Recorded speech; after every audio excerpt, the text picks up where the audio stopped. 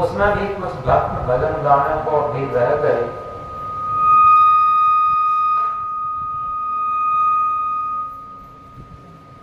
यथार्थ में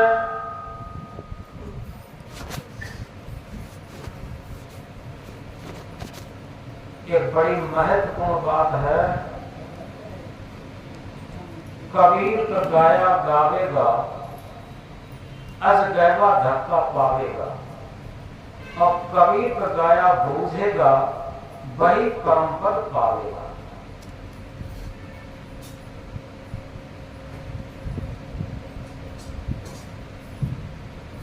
भजन गाना, प्रवचन करना, प्रवचन सुनना, भजन सुनना, ये सब अच्छी बातें हैं, महत्वपूर्ण बातें हैं और जीवन की मुख्य बातें हैं। और उसी तरीके से हैं जैसे पानी की चर्चा तो खूब हो लेकिन पानी पिया न जाए, भोजन की चर्चा तो खूब हो लेकिन भोजन ग्रहण न किया जाए। इसी तरीके से विद्या अध्ययन की चर्चा तो खूब हो लेकिन विद्या अध्ययन न की जाए। आज हम लोग सत्संग की चर्चा तो खूब करते हैं लेकिन सत्संग केवल चर्चा का सब्जेक्ट नहीं। सत्संग धारण करने की चीज है, धर्म धारण करने की चीज है, भक्ति धारण करने की चीज है। धारण करे तो धर्म है, धारण करे तो धर्म है, नहीं तो थोड़ी बात, सूरज हो गए तो दिवस है, नहीं तो काली रात। अगर हमने धारण कर लिया तो धर्म हो गया, भक्ति हो गई, सत्संग हो गया। अन्यथा सूरज हो गए तो दिवस है, नहीं तो काली रात। हम दिन दिन कितना भी चिल्लाते रहें, सूरज सूरज कितना भी चिल्लाते रहें, लेकिन जब तक सूर्य उदय नहीं होगा तब तक इस संसार का अंधकार जा नहीं सकता। इसी तरीके से हमारे अंतःकरण में, हमारे हृदय में आत्मा का ज्ञान रूपी सूर्य जब तक उदय नहीं होगा तब तक हमारे हृदय का अज्ञान जा नहीं सकता। ये निश्चित बात है, अकाट्य बात है। तो इसलिए जिस तरीके से किसी कागज पर हम सूर्य का चित्र बना लें, चंद्रमा का चित्र बना लें, दीपक का चित्र बना लें और किसी अंधेरे कमरे में रख दें तो अंधेरे कमरे को प्रकाशित नहीं कर सकता। वो कागज का बना हुआ, कागज पर बना हुआ सूर्य, कागज पर बना हुआ चंद्रमा, कागज पर बना हुआ दीपक अंधेरे कमरे को प्रकाशित नहीं कर सकता। इसी तरीके से कागज का रटा हुआ ज्ञान हमारे अंतःकरण को प्रकाशित नहीं कर सकता, हमारे हृदय को अज्ञान से त्रोहित नहीं कर सकता। तो इस प्रकार एक छोटी सी बात से समझेंगे। एक बार पंजाब में स्वामी दयानंद का प्रोग्राम था और स्वामी दयानंद भी सारे अंधविश्वास, रूढ़ी और पाखंड से हटकर के एक सत्य मार्ग का दिग्दर्शन कराते थे। तो जो आयोजक लोग थे तो उन्होंने क्या विचार किया कि सबसे पहले थोड़ा संगीत का कार्यक्रम करा दिया जाए तो भीड़ हो जाएगी। इसके बाद स्वामी जी को जब समय आएगा तो काफी भीड़ रहेगी। तो सब आयोजकों ने इस बात की स्वीकृति दे दी। उन्हीं में से एक आयोजक ने यह कहा कि अपनी तहसील के जो तहसीलदार साहब हैं अमीचंद चंद जी, वो बहुत अच्छे गायक हैं और इतने अच्छे गायक हैं, अगर उनका नाम पता लग गया ना तो पहले से ही जितना पंडाल बनाया गया है वो सब हाउसफुल हो जाएगा। कुछ लोगों ने मना किया कि अमीचंद गायक तो हैं लेकिन वो सारे दुर्व्यसन प्रयोग करते। तो कुछ लोगों ने कहा कि नहीं नहीं, पहले उन्हें समय दे दिया जाए, बाद में और लोगों को समय दे दिया जाएगा, अतः बुला लिया जाए। तो क्या हुआ, अमीचंद को आमंत्रण दे दिया गया जो तहसीलदार थे वहां के और बहुत अच्छे गायक कलाकार भी थे। उनका नाम सुनते ही जनता में एक लहर दौड़ गई। जितना पंडाल बनाया गया था वो सब एकदम भर गया खचाखच और वहां संगीत हुआ बहुत अच्छा। स्वामी दयानंद भी मंच पर पहुंच गए। मंच पर पहुंच गए, उन्होंने भी संगीत सुना और संगीत सुनने के बाद उनका जब समय आया तो उन्होंने प्रवचन किया। दूसरे दिन भी सत्संग था। जब दूसरे दिन सत्संग था तो जो आयोजक लोग थे और कई सज्जन लोग थे, उन्होंने कहा आज तहसीलदार को न बुलाया जाए, सूचना सबको मिल ही गई है और जो अमीचंद तहसीलदार हैं वो सारे दुर्व्यसन प्रयोग करते, उनको न बुलाया जाए। तो आयोजकों में मतभेद हो गया। तो उन्होंने कहा स्वामी जी से पूछ लो, अगर स्वामी जी कहें तो बुला लिया जाएगा, स्वामी जी न कहें तो नहीं, उन्हें समय दिया जाएगा। स्वामी जी से पूछा गया, स्वामी जी ने कहा चलो समय दे दो उनको। अमीचंद तहसीलदार को समय दे दिया गया। उन्होंने भजन गाया बहुत सुंदर, उनका गला बहुत अच्छा था, जनता मंत्र मुग्ध हो गई। जब स्वामी जी के प्रवचन का नंबर आया तो उन्होंने कहा भाई अमीचंद आदमी तो हीरा है लेकिन कचड़े में पड़े हुए। भरे समाज में जब ये बात दोहराई स्वामी दयानंद जी ने कि भाई आदमी तो हीरा है लेकिन कचड़े में पड़े हुए हैं, तो अमीचंद को चोट लगी, उनके मन पर चोट लगी और वो गए स्वामी जी से क्षमा मांगी और ये कहा कि गुरुदेव आपके एक वाक्य ने मेरे जीवन को बदल दिया। अब हम भरे समाज में संकल्प लेते हैं कि आज से हम कोई भी दुर्व्यसन प्रयोग नहीं करेंगे और एक नेक आदमी का जीवन जिएंगे, शुद्ध जीवन जिएंगे, मानवता का जीवन जिएंगे। तो देखो इसे कहते हैं सत्संग का धारण करना, धर्म का धारण करना, भक्ति का धारण करना।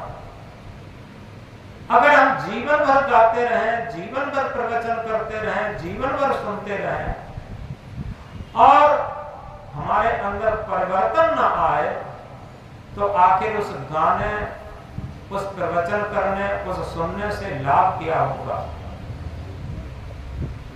तो इसलिए सबसे बड़ी बात यही है कि निरंतर अपने जीवन में सुधार आना। संत सम्राट सदगुरु कबीर साहब समाज के बहुत बड़े सुधारक थे।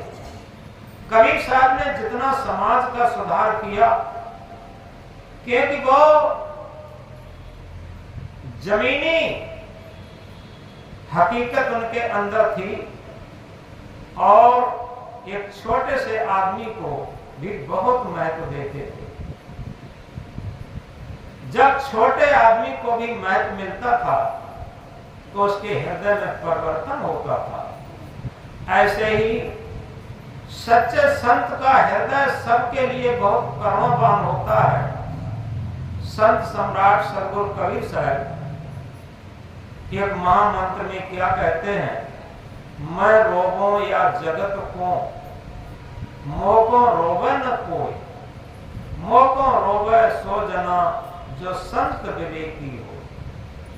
मैं रोगों या जगत को, आखिर जितने भी महापुरुष आए वो इस समाज के लिए, संसार के लिए रोते रहे, उन्हें रुलाई आती रही उनको देख करके। आखिर इसे हो किया गया है समाज को, क्योंकि ये इतना अंधविश्वास में पड़ा है, अवैज्ञानिक मान्यताओं में पड़ा है, रूढ़ियों और पाखंडों के में पड़ा है। वास्तविक धर्म और सत्य धर्म से वो कोसों दूर है और सोचता है कि हम गंगा नहा लेंगे पाप कट जाएगा, मूर्ति पूज लेंगे पाप कट जाएगा, यज्ञ हवन कर लेंगे पूजा पाप कट जाएंगे। जितनी भी धर्म के नाम पर औपचारिकताएं हैं वो कोई भी औपचारिकता से हमारा पाप नहीं कर सकता। क्यों? कहीं पर आग लगी है और आग लगी हो, हम कितनी भी औपचारिकताएं करते रहें, आग तब तक नहीं बुझेगी। आग का विरोधी पानी, जब तक हम बड़ी मात्रा में पानी नहीं डालेंगे आग पर। इसी तरीके से पाप का विरोधी है पुण्य कर्म, सत्कर्म। जब हम सत्कर्म शुरू करना कर देंगे, अपने अंतःकरण को निर्मल बनाना शुरू कर देंगे और सद्विचार हमारे अंदर जागृत हो जाएंगे। जिस दिन हमारे अंदर सद्विचार जागृत हो जाएंगे, हमारे अंदर कोई भी दुर्व्यसन रह नहीं सकता। जिस तरीके से अमीचंद ने संकल्प किया था और अमीचंद ने नहीं किया था। महात्मा बुद्ध का नाम आप जानते हैं। अंगुलीमाल जैसा डाकू जब बुद्ध की शरण में आया तो सबसे पहले अंगुलीमाल ने तलवार लेकर के महात्मा बुद्ध की तरफ कहा, ऐ जाने वाले पथिक रुक जा। तो बुद्ध ने बड़ी शालीनता और बड़ी गंभीरता में कहा था, मैं तो रुक गया लेकिन तू कब रुकेगा।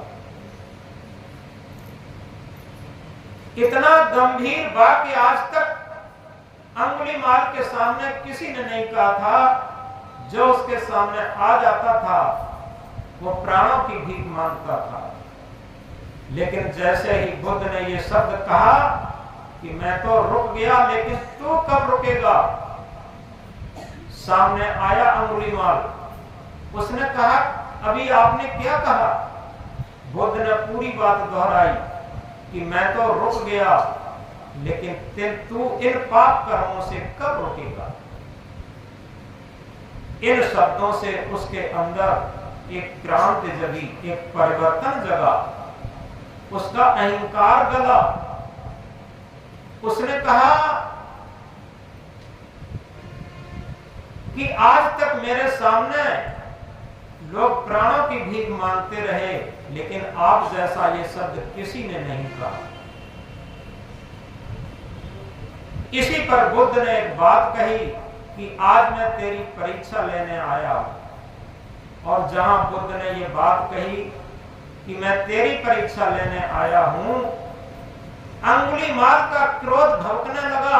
उसका चेहरा क्रोध के मारे लाल हो गया, आंखें लाल हो गईं और ओठ भड़कने लगे क्रोध से और बोला, क्या मेरी परीक्षा लेने आया?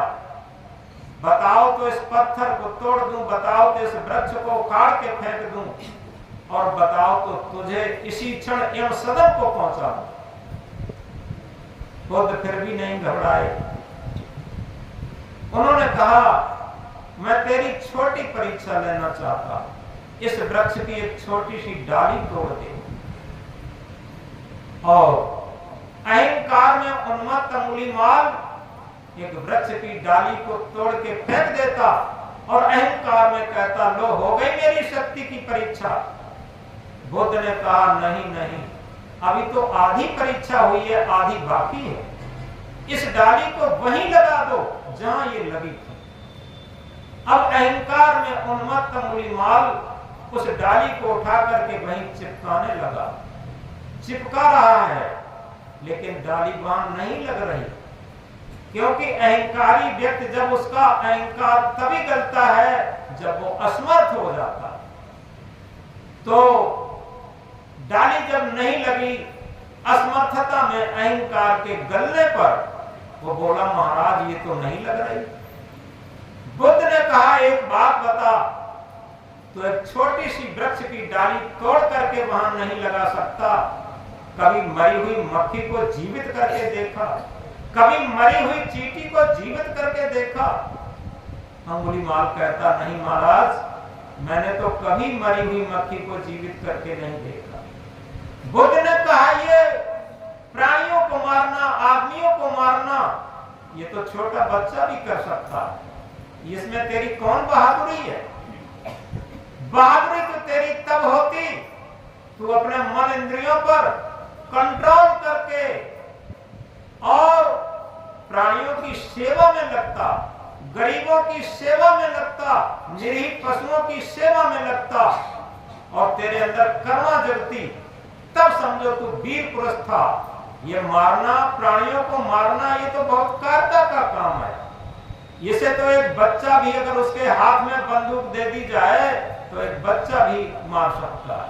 ये कोई वीरता का काम नहीं। सच्चा वीर वही है जो अपनी मन इंद्रियों पर विजय प्राप्त कर ले। इतनी बात सुनकर के बुद्ध के चरणों में गिर पड़ा अंगुलीमाल और उस दिन से उसने संकल्प लिया कि हे प्रभु, आज से हम कोई भी जीव हिंसा का काम नहीं कर सकते और अहिंसा का पूर्ण पालन करेंगे। उसने सारे दुर्व्यसन, दुराचार, अनैतिक कार्य, पाप कर्म सब छोड़ करके और एक पुण्य कर्म का, परमार्थ के कार्य का, अहिंसा का मार्ग अपना लिया। ऐसे ही रत्नाकर डाकू भी, जो सप्त ऋषियों के संपर्क में आया और उसने ऋषियों को लूटपाट की और बाद में बूढ़े ऋषि ने कहा कि तू जाकर के तो पूछ अपने परिवार वालों को, तेरे कर्मों के संस्कारों में कोई साथ देगा? अहंकार में उन्मत्त रत्नाकर डाकू माता पिता से पूछता है, पत्नी से पूछता, सभी लोग कह देते हैं कि तुम्हारे इस पाप कर्म में, पाप कर्मों के संस्कार में कोई भागीदार नहीं बन सकता। पत्नी ने कहा कि हे पतिदेव, शरीर की दृष्टि से मैं आपकी अर्धांगिनी हूं, लेकिन आध्यात्मिक दृष्टि से देखा जाए तो अपने अपने कर्मों का संस्कार सबको भोगना पड़ता है। हम तुम्हारे कर्मों का संस्कार भोगने में शामिल हो सकती थी यदि मैं हृदय से चाहती कि आप चोरी डकैती करके लाए। हम ये चाहती हैं कि भले ही सूखी रोटी खा के जी लूंगी, फटा कपड़ा पहन के जी लूंगी, लेकिन हम कभी नहीं चाहती आप पाप कर्म करें, ये डकैती चोरी का काम करें। तो हम आपके संस्कार में कैसे भाग ले सकती? जब पत्नी की बात सुनी, इसके बाद बच्चे ने भी वही बात कही, सबकी बात सुनी, तो अंगुलीमाल को रत्नाकर डाकू आता है उदास चेहरा लेकर के और सप्त ऋषियों की रस्सियां छोड़ करके, क्योंकि बांध के गया था, उनके चरणों में गिर जाता है और कहता है कि गुरुदेव, आपने मेरी अंदर की आंखें खोल दी। रत्नाकर डाकू तब बदला जब उसकी अंदर की आंख खुल गई, और इतना बदला कि वही महर्षि वाल्मीकि बना जिसने आदि रामायण की रचना की। उसके अंदर सत्संग का प्रभाव पड़ा। तो इस तरीके से आप जिन भक्तों को जानते हैं, जिन भक्तों को महापुरुषों को मानते हैं, उनके जीवन में सत्संग का प्रभाव न पड़ता, अगर उनके जीवन में परिवर्तन न होता, तो आज हमें जो हम उनको आदर्श रूप में मानते हैं, उनको याद करते हैं, तो कैसे करते हैं? इसलिए अगर सही तरीके से हम सत्संगी हैं, सही तरीके से हम भक्त हैं, सही तरीके से हम ज्ञान को जानते हैं, तो ज्ञान का जानना ये नहीं है कि ज्ञान को रटना। ये तोता भी रट लेता है। बैलिया आएगा, दाना डालेगा, जाल बिछाएगा, कोई मत फंसना। और जब बैलिया दाना डाल के और जाल बिछा के आड़ में छुप जाता है, वही तोता, जो पढ़े लिखे तोता, जो रटे हुए ज्ञान थे, दाना बीनने लगते हैं और जाल में फंस जाते हैं, जाल में फंसे हुए हैं। और क्या कहते हैं कि बैलिया आएगा, दाना डालेगा, जाल बिछाएगा, कोई मत फंसना। तो तोतों की बात पर तो हम हंसते हैं, लेकिन हम आप जो लोग बैठे हैं, वो सब तोतों के तरीके से अधिकांश लोग प्रयोग करते हैं। क्यों? हमें लगता है कि हम दूसरे के लिए कह रहे हैं। सब भजनों में आता है कि तू जाग जा, तू सुधर जा, और भजन हम कहना शुरू किए, हमें लगता है हम तो जानते ही, हम दूसरे से कह रहे हैं। ये सबसे बड़ी भूल है। यथार्थ में जितना भी ज्ञान हम अपने मन से करें, और इसीलिए संत सम्राट सदगुरु कबीर साहब इंकलाब करके कहते हैं, तन को साधु सब करे, मन को करे न कोई। तन को भक्ति सब करे, मन को करे न कोई। यानी तन को साधु बना सकते हैं, तन को भक्त बना सकते हैं, लेकिन क्या मन हमारा साधु बना? क्या मन हमारा भक्त बना? यदि मन भक्त या मन साधु बन जाए, और जो मन तन को साधु सब करे, मन को करे न कोई, और जो मन साधु बने सहज सब सिद्ध हो। यदि मन साधु बन जाए, मन भक्त बन जाए, मन सत्संगी बन जाए, मन ज्ञानी बन जाए, मन निर्मल बन जाए, मन पवित्र बन जाए, समझो सारा ज्ञान, सारा सत्संग, सारी भक्ति, सारा तीर्थ, सारी पूजा, सारे तीर्थ व्रत, सारे यज्ञ हवन, सब कुछ हो गया। बाहर की औपचारिकताओं की कोई जरूरत नहीं रही। केवल और केवल हमें अपने मन का निरीक्षण परीक्षण करना है। हमारा मन जितना निरंतर सुधार के रास्ते पर आता चला जाता है, हम भक्ति के मार्ग पर आगे बढ़ते जाते हैं। लेकिन हम पूरे जीवन चलते रहे और एक कदम भी हम भक्ति के मार्ग पर, सत्य के मार्ग पर, आत्मा के मार्ग पर, कल्याण के मार्ग पर, सुधार के मार्ग पर अगर न चल पाए, तो उस चलने से क्या लाभ होगा?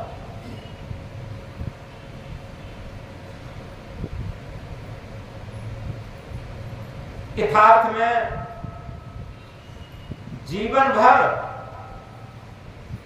जो हम ज्ञान की बातें कहते रहे, लेकिन अपने अंदर उतारे नहीं, जीवन भर सत्संग की बातें कहते और सुनते रहे, अपने अंदर उतारे नहीं, तो आखिर हमें लाभ क्या होगा? एक बात याद आ जाती है। एक विद्यालय में एक दिन अध्यापक ने बच्चों को पढ़ाया, बच्चों, ये मानव जीवन प्राप्त करने के बाद कुछ न कुछ परमार्थ आदमी को रोज करना चाहिए। बच्चों ने कहा जी सर। तो 2-4 दिन के बाद एक दिन अध्यापक को याद आया। अध्यापक ने कहा कि बच्चों, एक दिन मैंने एक बात बताई थी कि बच्चों, सबको ये मानव जीवन प्राप्त करने के बाद कुछ न कुछ परमार्थ का कार्य करना चाहिए। कोई विद्यार्थी ऐसा है जिसने कुछ परमार्थ का काम किया हो, तो एक विद्यार्थी खड़ा हुआ, उसने कहा सर मैंने एक परमार्थ का काम किया। तो अध्यापक ने पूछा बेटा तुमने क्या परमार्थ का काम किया? तो विद्यार्थी ने कहा सर एक बूढ़ी मां को मैंने सड़क पार करवाई। तो अध्यापक ने कहा बहुत अच्छा, तूने बहुत अच्छा कार्य किया। कोई और विद्यार्थी है जिसने कुछ परमार्थ का कार्य किया हो? एक विद्यार्थी और खड़ा हुआ, उसने कहा सर मैंने भी एक बुढ़िया को सड़क पार करवाई। उसने कहा बहुत अच्छे। और कोई विद्यार्थी है जिसने परमार्थ का काम किया हो? तो उसने कहा सर मैंने भी परमार्थ का काम किया। अध्यापक ने पूछा तुमने कौन सा परमार्थ का काम किया? उसने कहा सर मैंने भी एक बूढ़ी माता को सड़क पार करवाई। अध्यापक को डाउट हो गया। अध्यापक ने कहा क्या तुम्हें एक दिन में ही 3 बुढ़ियां मिल गईं? सभी बच्चे मिलके कहे नहीं सर, वो बुढ़िया किसी तरीके से सड़क पार नहीं करना चाहती थी, हम तीनों लोगों ने उसे पकड़कर और खचेर करके सड़क पार करवाया। तो यही हाल हम सबका है। गुरु शिष्य को सड़क पार करवाना चाहते हैं। सड़क कौन सी है? आध्यात्म से हटकर, भौतिक से हटकर आध्यात्म की तरफ, अधर्म से हटकर के धर्म की तरफ, असत्य से हटकर सत्य की तरफ और पाप से हटकर पुण्य की तरफ ये सड़क पार करवाना। अब जितने ये यहाँ पर लोग बैठे हैं, पिता पुत्र से कहता, पुत्र पिता से कहता, पिता सोचता है पुत्र सुधर जाए तो बड़ी अच्छी बात। एक बड़ी यहाँ की सत्य कथा मुझे याद आ जाती है। एक यहीं पर मैनपुरी के हैं, नाम नहीं लेंगे, तो बड़े बूढ़े आए, करीब 80-85 साल के होंगे, उनके 3-4 बेटा हैं और संपन्न परिवार है, करीब 125 बीघा जमीन भी है उनके पास। तो बड़े बूढ़े आए, तमाकू मलते हुए हमारे पास, हाथ में तमाकू रगड़ते हुए चले आए, हमारे पास आए और गुरुजी को प्रणाम करके और ये कहे गुरुजी हमारा एक लड़का है, सुनारी का काम करता है और वो शराब पी लेता है, कभी कभी दुर्व्यसन प्रयोग करता है, उसे आप सुधार देना। तो हमने कहा कि लड़का तो यहाँ है नहीं, आप आए हैं, बड़े बूढ़े हैं और अब परलोक की टिकट मिलने वाली है, कम से कम आप, वो कहते हैं थाने में ही नकब लगाते चले आए, हम यहाँ बैठे आप तम्बाकू रगड़ते चले आए, तो कम से कम पहले आप तो सुधरो, लड़के को सुधारना चाहते। अरे महाराज क्या बताएं, थोड़ी आदत पड़ गई। तो हमने की आदत तुम्हारी जैसी पड़ी तैसी लड़कों की पड़ जाती है। थोड़ी देर बैठे चले गए, उनके मन की बात हमने नहीं कर पाई।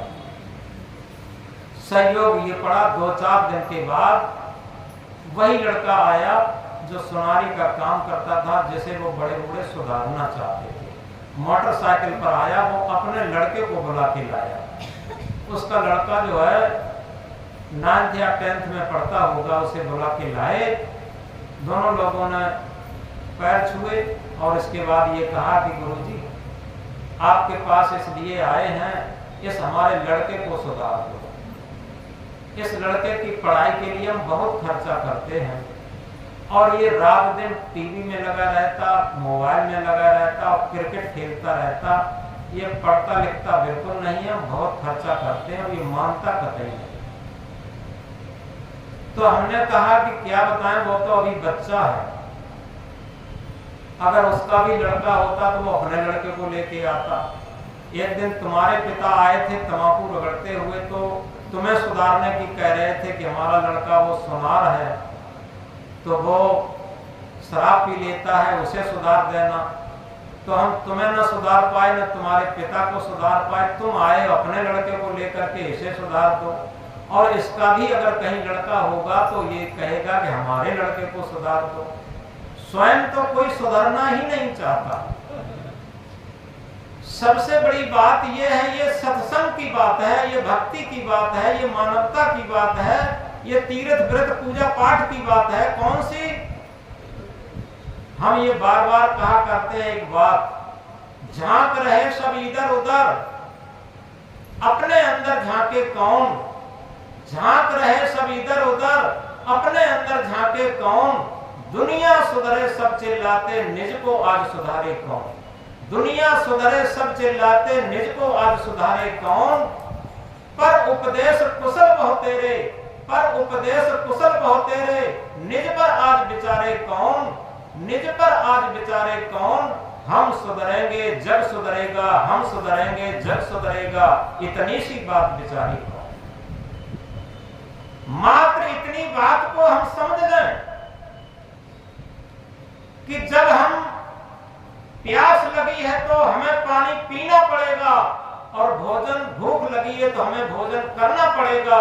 और इसी तरीके से जब तक हम नहीं सुधरते हैं तो चाहे हम दुनिया को सुधारते फिरें, कोई फर्क नहीं पड़ने वाला। तो इसलिए सत्संग की सबसे ऊंची बात यह है कि हम राष्ट्र की एक इकाई हैं। अगर हम अपनी जिम्मेदारी अपने पर रखें तो निश्चित है इस तरीके से सभी अपनी अपनी जिम्मेदारी रखें तो एक पूरा परिवार सुधर सकता है, एक पूरा समाज सुधर सकता है, ब्लॉक, तहसील और जिला और राष्ट्र सुधर सकता है। लेकिन होता यही है, ऐसा कोई नहीं है जो ज्ञान की बातों को न जानता हो। ऐसा नहीं है कि हमें ऊंचे पर चौकीदार बना के बिठा दिया है मंच पर तो हम ही ज्ञान की बातें जानते हो। यहाँ पर जितने लोग बैठे हैं सब ज्ञान की बातों को जानते हैं। लेकिन यहाँ पर सवाल इस बात का है, उन ज्ञान की बातों पर हम चलते कितना हैं, ये सबसे महत्वपूर्ण बात है। ज्ञान की बातें जान लेना बहुत महत्व की बात नहीं है। हमने देखा है अभी कुछ समय पहले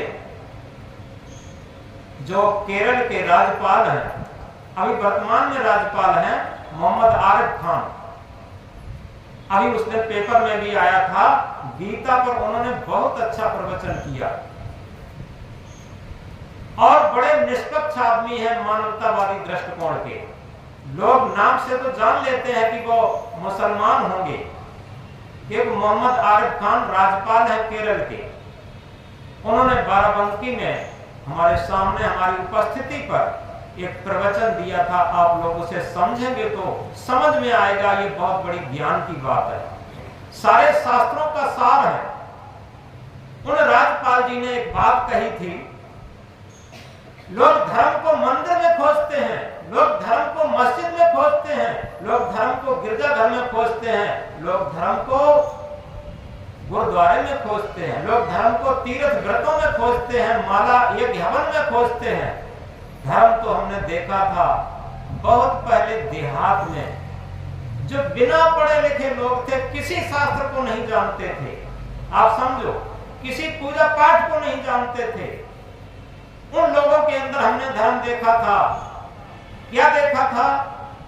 उन्होंने कहा कि वो लोग आपस में बैठ करके ये बात करते थे कि देखो भैया, हृदय के तराजू पर तौल करके व्यवहार करना, आपस में हृदय के तराजू पर तौल करके न्याय करना। जो हृदय के तराजू पर तौल करके व्यवहार करता है, अपना जीवन जीता है और न्याय करता है, ये सच्चा धर्म होगा। याद रखें, इससे बड़ा दुनिया में आज तक न धर्म पैदा हुआ न हो सकता। यदि हम अपने हृदय के तराजू पर तौल करके व्यवहार करना शुरू कर दें, हृदय के तराजू पर तौल करके अपना जीवन जीना शुरू कर दें और हृदय के तराजू पर तौल करके न्याय करना शुरू कर दें, ये दुनिया में सबसे ऊंचा धर्म होगा और ये सत्य धर्म होगा। इसी धर्म के लिए संत सम्राट सतगुरु कबीर साहब ने इंकलाब किया था, साच बराबर तप नहीं, झूठ बराबर पाप, जाके हृदय साच है ताकि हृदय आप।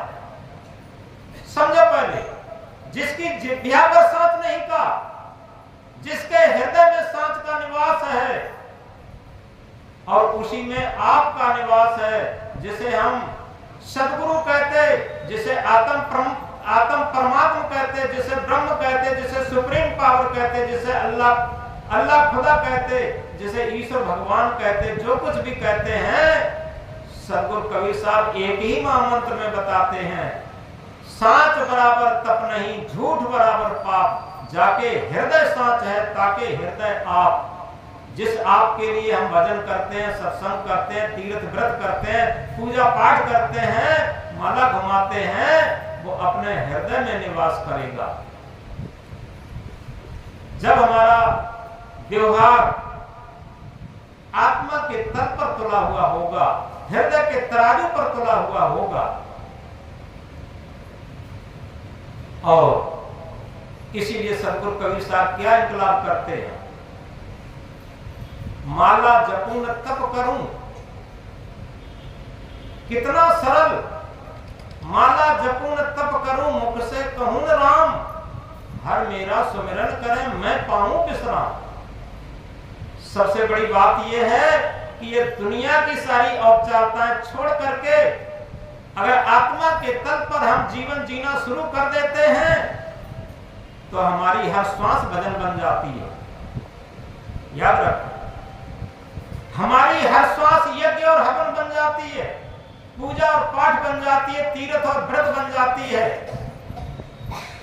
जब हम आत्मा के तल पर व्यवहार करना शुरू कर देते हैं। और इसीलिए कहा, दौड़त दौड़त दौड़िया जहां तक मन की दौड़।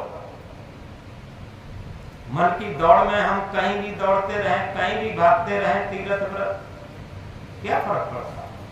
ये मन का अहंकार और बढ़ता।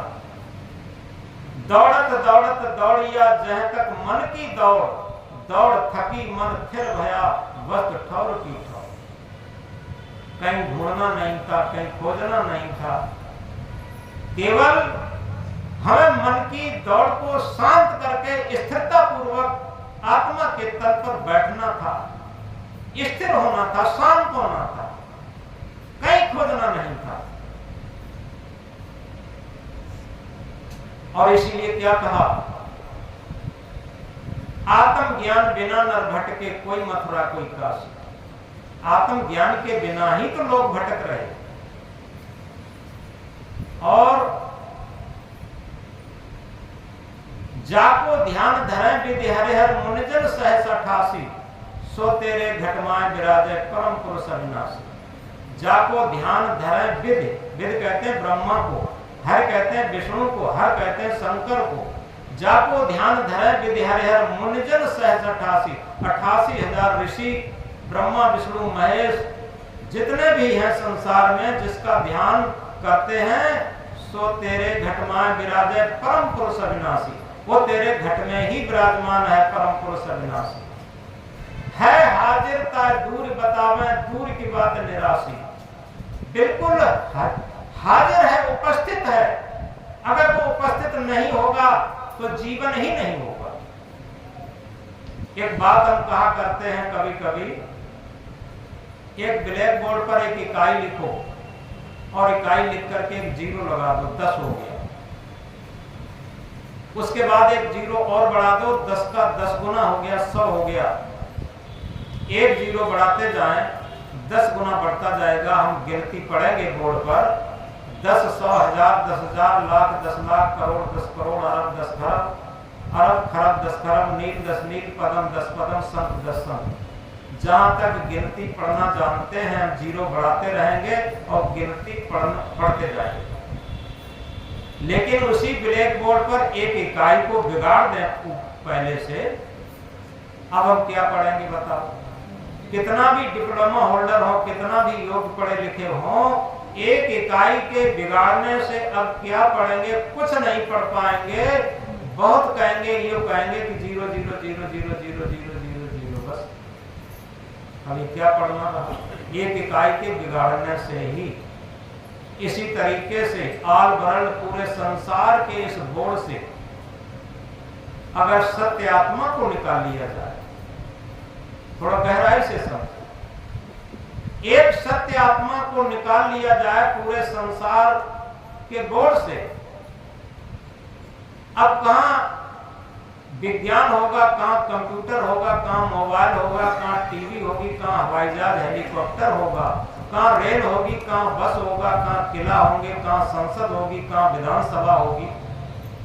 बताइए पूरे संसार में क्या होगा अगर सत्य आत्मा को केवल इस संसार के बोर्ड से निकाल लिया जाए, तब क्या होगा? केवल 0 0 0 0 0 और कुछ नहीं होगा। और ताज्जुब की बात तो यह है, उसी एक इकाई को हम नहीं मानते, उसी सत्य आत्मा को हम नहीं मानते, उसी को हम नहीं जानते। दुनिया को जानते हैं, सारे संसार को जानते हैं, ऑल वर्ल्ड को जानते हैं, और किसे नहीं जानते? अपने आप को नहीं जानते। और इसीलिए सदगुरु क्या कहते हैं? जानो अपने आप को, खोजो अपने आप, अपने को जाने बिना मिटे नहीं संताप। हम अमेरिका, रूस, चीन, जापान, थाईलैंड सबको जान लें, लेकिन अपने आप को न जान पाए, अपने जीवन को न जान पाए, तो उस जानने से क्या हुआ?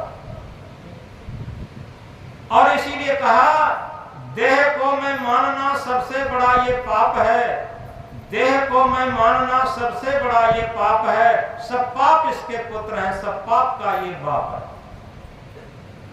शरीर को जब तक हम मैं मानते रहते, तभी तक सारे अहंकार, सारा अज्ञान और सारे पापों का जन्म होता रहता। और जब शरीर से हट करके हम इस आत्मा को जब समझ पाते, शरीर मैं नहीं, शरीर मेरा नहीं, ये प्रकृति का, अब वो बात कब समझ में आती? उसे समझने के लिए हम थोड़ा विचार करें। ये कहा जाता है, किसी मकान में हम रहते हैं तो क्या कहते हैं? ये मकान मेरा। आज तक चाहे वो धार्मिक हो कि ना हो, भक्त हो कि ना हो, ज्ञान की बातें जानता हो कि ना जानता हो, लेकिन क्या कहेगा? ये मकान मेरा है। आज तक कोई ये नहीं कहा कि हम मकान है, ये कोई नहीं कहा। मेरा मकान, ये यानी हम अलग है, मकान अलग है। इसी तरीके से मेरा कोट, मेरी पैंट, मेरी शर्ट, मैं कोट पैंट शर्ट नहीं हो सकता, ये मेरे हैं। मेरी चीज हमेशा हमसे अलग रहती। और इसी प्रकार मेरा हाथ, मेरा पैर, मेरा सिर, मेरा शरीर, ये शरीर मेरा है, हम शरीर नहीं हो सकते। जैसे हमारे रहने के लिए ये मकान होता है, ऐसे ही हमारे रहने के लिए हड्डी मांस का ये पतला 5 तत्वों का मकान, ये हमारे रहने के लिए है, हम शरीर नहीं। शरीर मेरा है, हम शरीर नहीं है। और जब ये समझ में बात आ जाती है, तब क्या आता? अहम शुद्ध चेतन ज्ञान स्वरूपम अजरहम अमरहम अखंडम अनुपम। हम शुद्ध चेतन है, ज्ञान स्वरूप है, अजर अमर अखंड विनाशी है, हम ये शरीर नहीं है। और कभी कहा, देह को मैं मानना सबसे बड़ा ये पाप है, सब पाप इसके पुत्र हैं, सब पाप का ये पाप है। जिन भक्तों को, जिन महापुरुषों को आज हम आदर्श मानते हैं, जिनके आगे नतमस्तक होते हैं, जिन्हें अपना संत सदगुरु मानते हैं, उन्होंने यही किया था, इसी मार्ग पर चले थे। शरीर की गतिविधियों से हट करके आत्मा के तल पर जीवन जीना शुरू किया था, हृदय के तल पर जीवन जीना शुरू किया था। और जो हृदय के तल पर, आत्मा के तल पर जीवन जीना शुरू कर देता है, उसकी भक्ति शुरू हो जाती है। याद रखें। देखो, इसी तरीके से इसी का अनुसरण करते हुए रामायण में भी कहा है, आत्म अनुभव सुख सुप्रकाशा, तब भव भूल भेद भ्रम नाशा। आत्म अनुभव सुख सुप्रकाशा, जब किसी भक्त को अपनी आत्मा का अनुभव, अपनी आत्मा का साक्षित्व अपने अंदर होने लगता, और अपने आत्मा के साक्षित्व में वो कार्य करना शुरू कर देता, अपनी आत्मा के साक्षित्व में वो अपना जीवन की यात्रा शुरू कर देता, तो सुख सुप्रकाशा, सुख और शांति का प्रकाश हृदय से प्रस्फुटित होने लगा। आत्म अनुभव सुख सुप्रकाशा, तब भव भूल भेद भ्रम नाशा। तब ये सांसारिक भूल का भेद, इसका भ्रम सब नष्ट हो जाता। अब समझो कि जब तक हम, देखो गीता में भी श्री कृष्ण ने कहा है, ईश्वर सर्वभूतानां हृदय तिष्ठित अर्जुना, हे अर्जुन, ईश्वर सभी प्राणियों के हृदय में विराजमान है।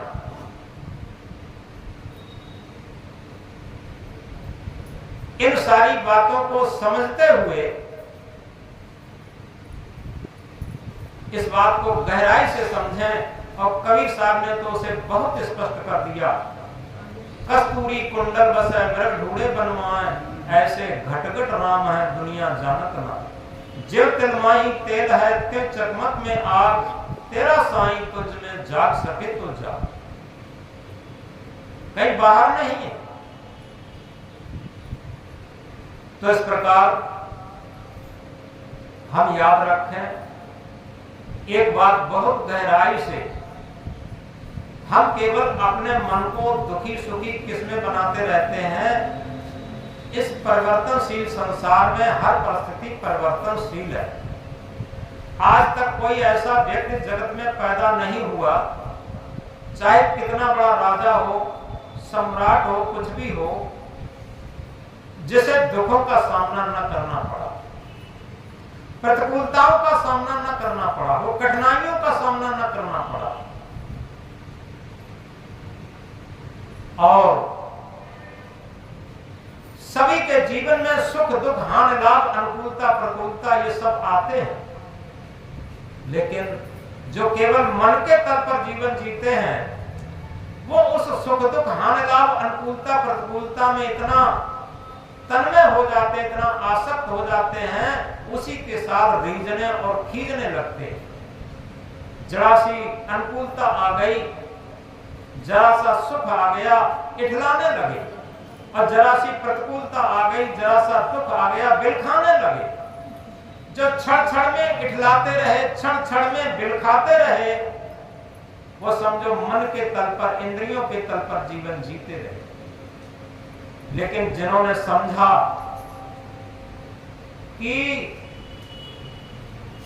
कभी सुख है कभी दुख है, इसी का नाम जीवन है, कभी सुख है कभी दुख है, इसी का नाम जीवन है। इस जीवन दरिया के सुख दुख दो किनारे हैं, सुख भी तो हमारे हैं, दुख भी तो हमारे। जब हम प्रतिकूलता से और दुखों से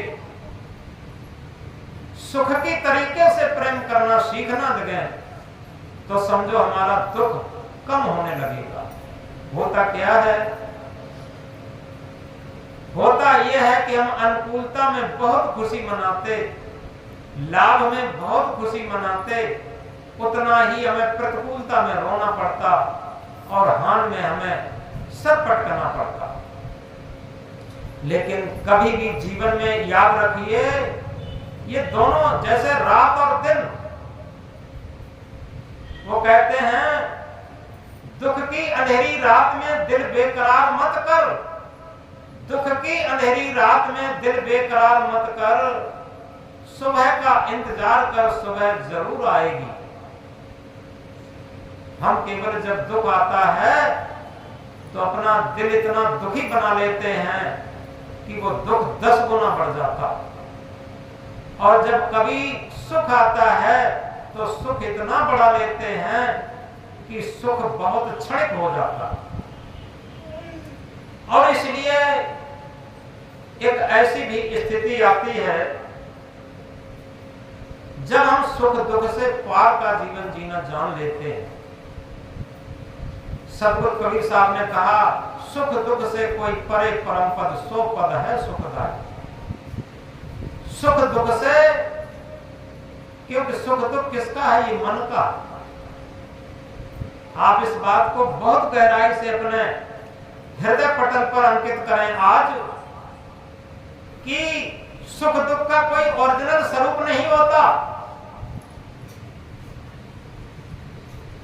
क्यों ओरिजिनल स्वरूप नहीं होता?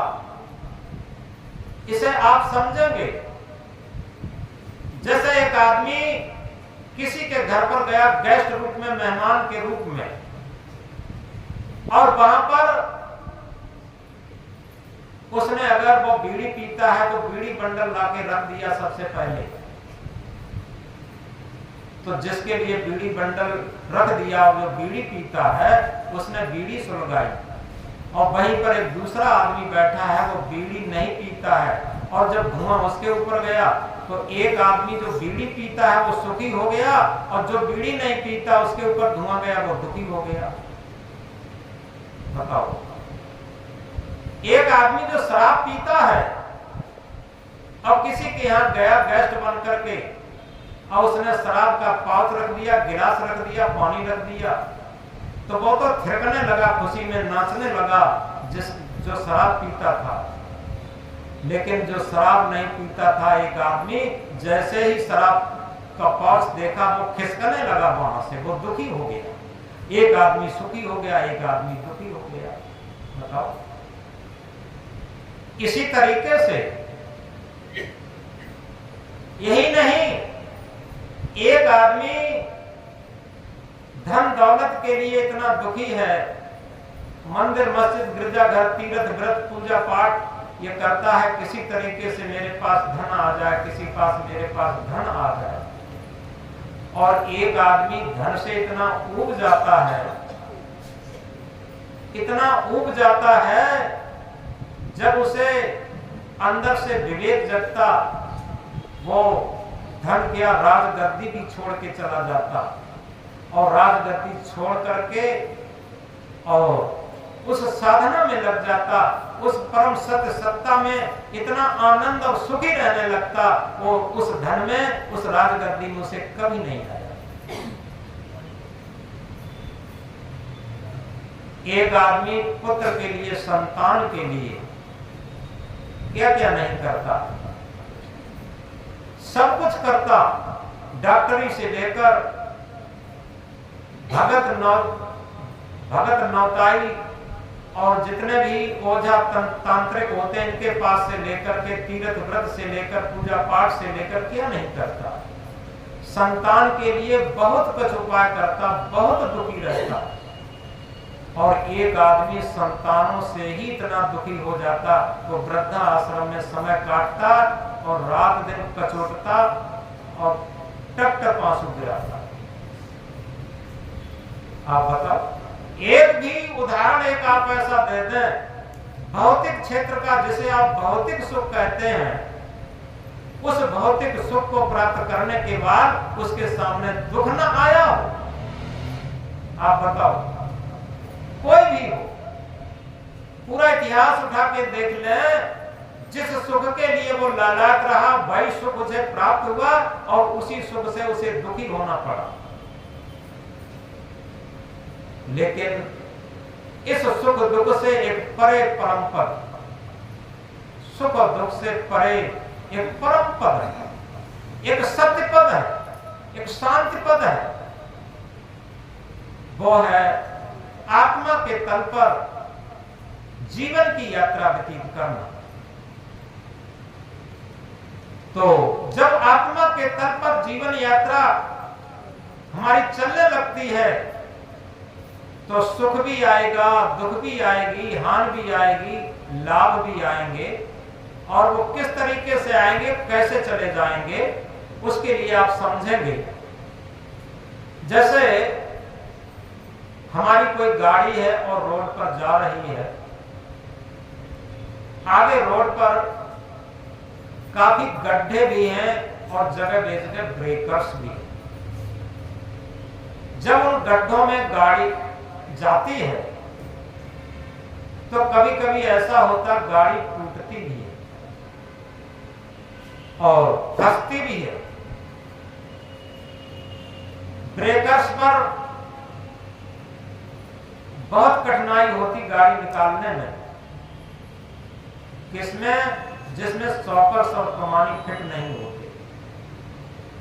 कभी कभी ब्रेक कम हो, जैसे साइकिल है, तो हमने देखा है किसी गड्ढे में अगर पहिया चला गया तो चिमटा टूट जाता एकदम। जिन गाड़ियों में स्टॉपर्स और कमानी फिट नहीं रहते वो गाड़ियां टूट जाती गड्ढे आने पर, रोड पर गड्ढे आने पर, ब्रेकर्स आने पर।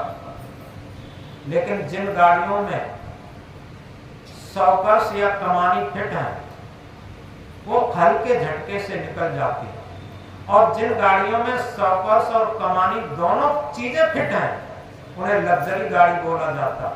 और लग्जरी गाड़ी हमने देखा है बड़ी तेज निकल जाती, और कई ब्रेकर्स होते उसमें पता नहीं लगता कब निकल गए।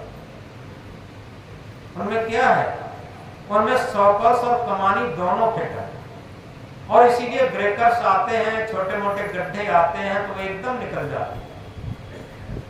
इसी तरीके से हमारी जीवन रूपी गाड़ी और समय रूपी रोड पर दौड़ रही है। इस बात को समझे, सबकी गाड़ी दौड़ रही है। हमारी जीवन रूपी गाड़ी और समय रूपी रोड पर दौड़ रही है। समय रूपी रोड पर सुख दुख हानि लाभ रूपी ब्रेकर्स और गड्ढे भी है। लेकिन अगर हमने जीवन रूपी गाड़ी में विवेक और विचार रूपी शॉकर्स और कमानी फिट नहीं किए हैं तो बिना शॉकर्स और गाड़ी की क्या, जब कोई दुख आया तो गाड़ी टूट जाती है। लोग थोड़े दुख आने पर बिल खाने लगते, फांसी पर लग जाते, रेल के नीचे कट के मर जाते, और बंदूक कट्टा धर के छाती में गोली मार लेते, आत्महत्या कर लेते। ये क्या है? गाड़ियों का टूट जाना। और जिन गाड़ियों में विवेक और विचार रूपी शॉकर्स और कमानी फिट है वो लग्जरी गाड़ी है। सुख भी आएगा, दुख भी आएगी, हानि भी आएगी, लाभ भी आएंगे, अनुकूलता भी आएगी, प्रतिकूलता भी आएगी। लेकिन वो उनके मन पर नहीं आते, क्योंकि आत्मा के तल पर जीवन जीता। एक समय बुद्ध एक गांव में पहुंचे। गांव वाले उनसे जलते थे कि उनका काम था सत्य अहिंसा पर बोलना और समाज को सारी रूढ़ी पाखंडियों से निकाल करके और सत्य मार्ग से जोड़ना। तो गांव वाले लोग जलते थे। जैसे ही गांव में प्रवेश किए, चारों तरफ से गांव वालों ने घेर लिया और घेर करके उन्हें गालियां देना शुरू कर दिया, उल्टा सीधा कहना शुरू कर दिया। छोटे छोटे लड़कों को बरगला करके महात्मा बनाता है और मांग मांग के रोटी खाता है। तमाम उल्टी सीधी गालियां बकने लगे। गालियां बकते रहे काफी देर तक। महात्मा बुद्ध आंख बंद करके चुपचाप सुनते रहे काफी देर तक। धीरे धीरे जब वो शांत हो गए तो महात्मा बुद्ध ने बड़ी शालीनता में एक बात कही कि आप लोगों की बातचीत खत्म हो गई हो तो क्या हम जा सकते? जैसे ही ये बात कही कि आप लोगों की बात खत्म हो गई हो तो क्या हम जा सकते, तो उन लोगों पर बहुत प्रभाव पड़ा। उन्होंने कहा हम लोगों ने इतनी आपको गालियां दी, आपको गुस्सा क्रोध क्यों नहीं आया? तो उन्होंने कहा अब क्रोध आएगा ही नहीं। आज से 10 साल पहले अगर गालियां देते तब तो आ सकता था, अब तो क्रोध बहुत दूर निकल चुका है, क्योंकि हम सत्य से जुड़ चुके। अब हम सत्य से जुड़ चुके, अब ये हमारे लिए क्रोध करना बहुत छोटी चीज रह गई। ये सांसारिक सुख दुख बहुत छोटी चीजें रह गई। सांसारिक हानि लाभ हमारे लिए बहुत छोटी चीज रह गई, क्योंकि हम सत्य से जुड़ चुके। और जब तक कोई सत्य से नहीं जुड़ता, सत्य इतनी ऊंचाई है कि जिस तरीके से किसी बहुत बड़े पहाड़ पर जब हम चढ़ जाते हैं तो नीचे की चीजें देखते हैं तो बहुत छोटी, आदमी ऐसे लगते हैं गुड़िया गुड्डों जैसे बहुत छोटे छोटे, बसें ऐसी लगती हैं जैसे कोई गिंजाई वगैरह रेंग रही हो। ऊंचाई पर चढ़ करके नीचे को जब देखते हैं तो सारी नीचे की चीजें बहुत छोटी देखते हैं। इसी तरीके से जब हम सत्य की ऊंचाई पर चढ़ जाते हैं, सत्य की स्थिति में पहुंच जाते हैं, सत्य का साक्षात्कार अपने हृदय में कर लेते हैं, तो ये सुख दुख, ये हानि लाभ, ये अनुकूलता प्रतिकूलता, ये बहुत छोटी चीजें रह जाती हैं। तो इस प्रकार हम इस बात को गहराई से समझें, क्योंकि हमारा जीवन केवल शरीर नहीं है। शरीर के अंदर जो सत्य सत्ता है, आत्मा है, उसके बिना कोई जीवन नहीं। और उस सत्य सत्ता को अगर हम समझेंगे, उस आत्मा के तर्कों को समझेंगे, तो हमारे अंदर सत्संग उद्घाटित होगा, हमारे अंदर भक्ति उद्घाटित होगी, हमारे अंदर धर्म प्रस्फुटित होगा, हमारे अंदर ज्ञान प्रस्फुटित होगा। ये थोपी हुई भक्ति, थोपा हुआ वैराग्य, थोपी हुई साधुता, थोपा हुआ ज्ञान, ये कभी काम नहीं देते। याद रखें, जो अंदर से प्रस्फुटित होता बस सही तरीके से हमारे काम में आता। और इसीलिए सदगुरु कबीर देव ने कहा,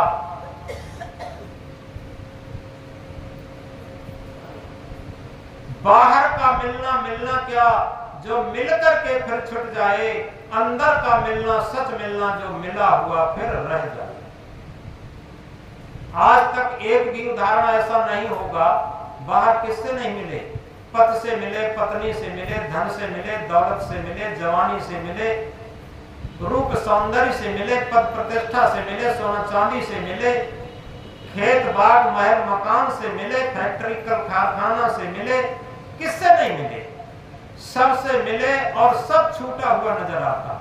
अभी किसी बड़े बूढ़े व्यक्ति को पूछ लिया जाए,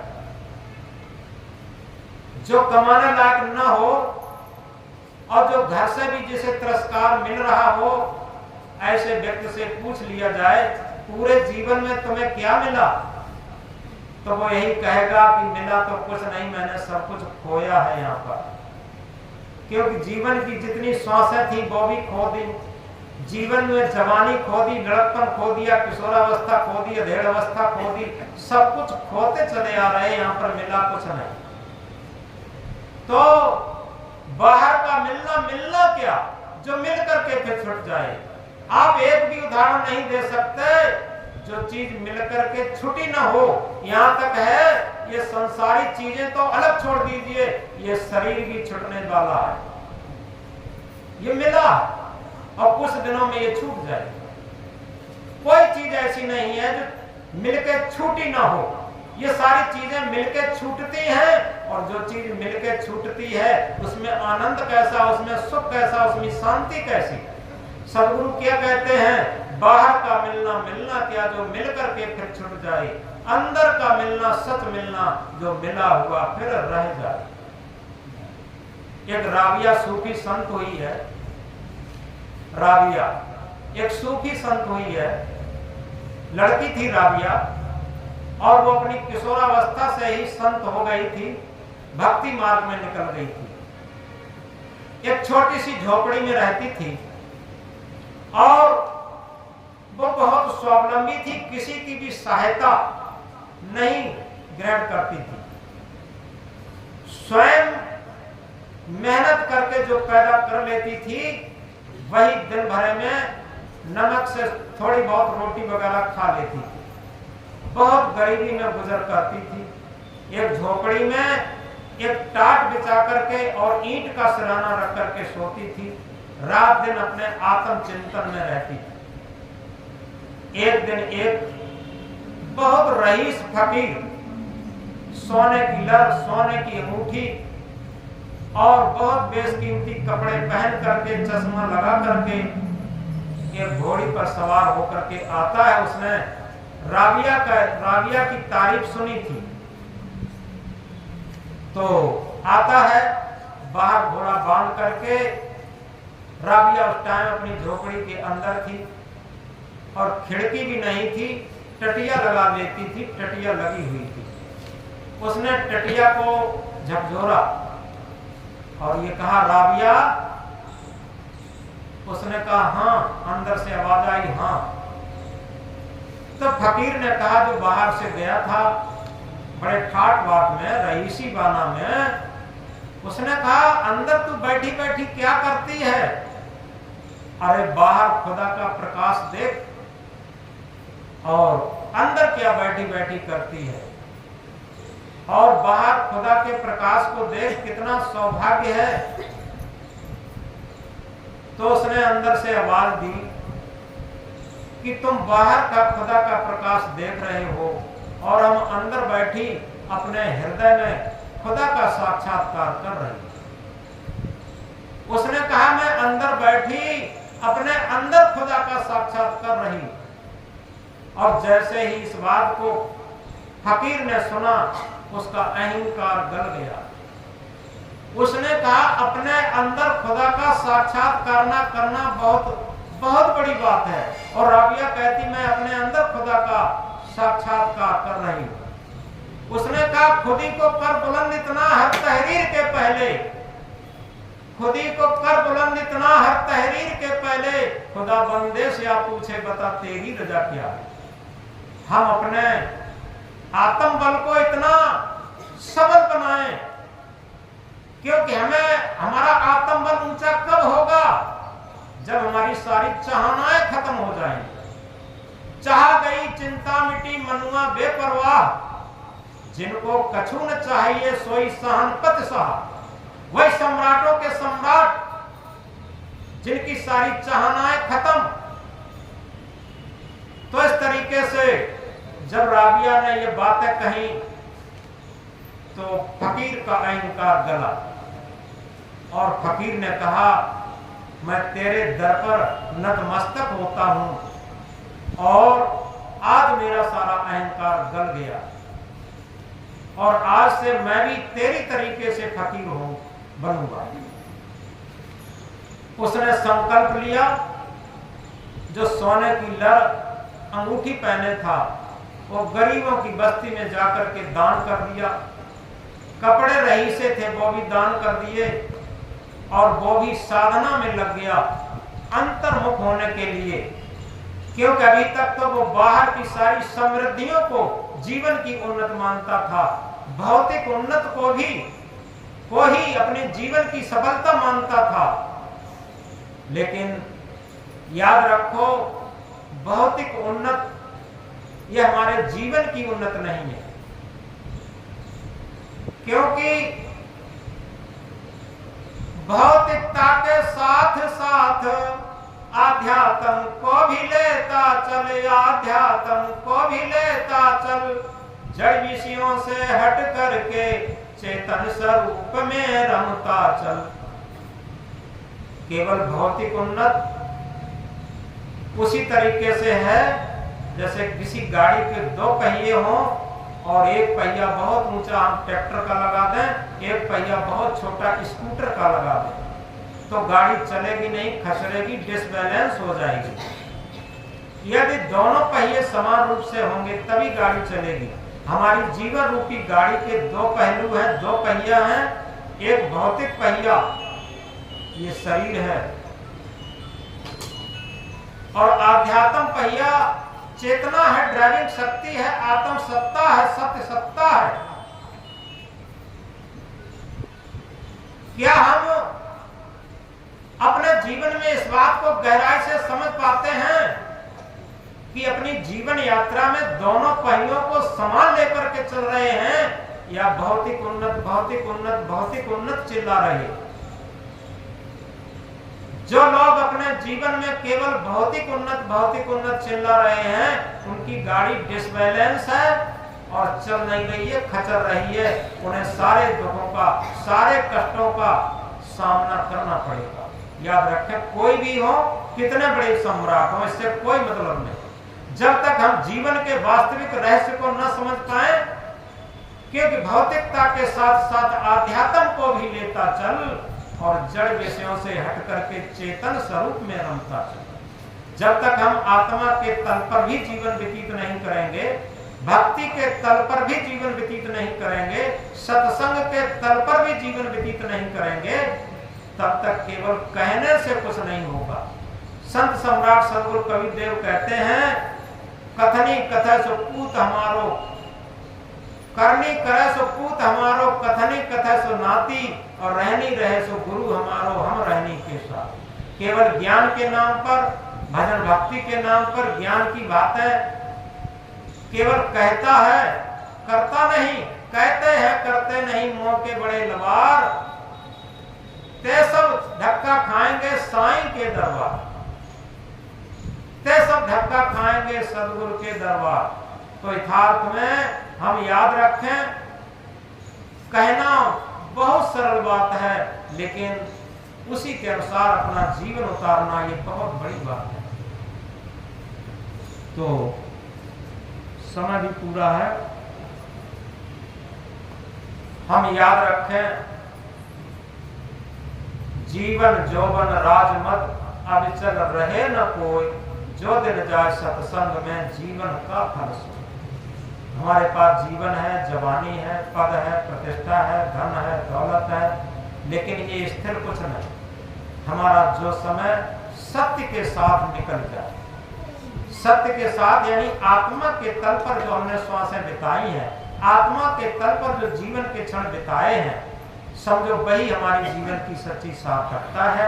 तो याद रखें कि आत्मा के तल पर भी जीवन जीना सीखें, ये सच्चा सत्संग है, सत्य के साथ जुड़ना ही सत्संग है। और इसीलिए कहा, सत्संग बिना कल्याण नहीं, सत्संग को जांचत है मुनि ज्ञानी। मिस्री के संग में बांस की कीमत, दूध के संग बिकावत पानी, शेर के संग में सियाल आनंदित, पंडित के संग मूर्ख ज्ञानी। गेहूं कहे सुन रे बथुआ, सत्संग प्रभाव लगे तो पानी, सत्संग प्रभाव लगे तो पानी। गेहूं को पानी लगाते हैं, बथुआ में कोई नहीं लगाते। इसी तरीके से आध्यात्म में से घटा के समझें, आत्मा ना हो तो शरीर रूपी बथुआ में कौन सजाएगा, इसे कौन खिलाएगा, पिलाएगा, नहलाएगा, धुलाएगा। सत्य आत्मा के साथ ही तो इसकी सेवा होती है, इसे रोटी पानी दिया जाता है, इसे सजाया संवारा जाता है। लेकिन उसी सत्य का हम महत्व नहीं समझते, उसी सत्संग का हम महत्व नहीं समझते। इसलिए ये सत्संग की कुछ चर्चा की, और इस सत्संग को अपने जीवन में धारण करने का प्रयास किया जाए, ये हमारे जीवन की सच्ची सफलता होगी। बोलो सद्गुरुदेव की।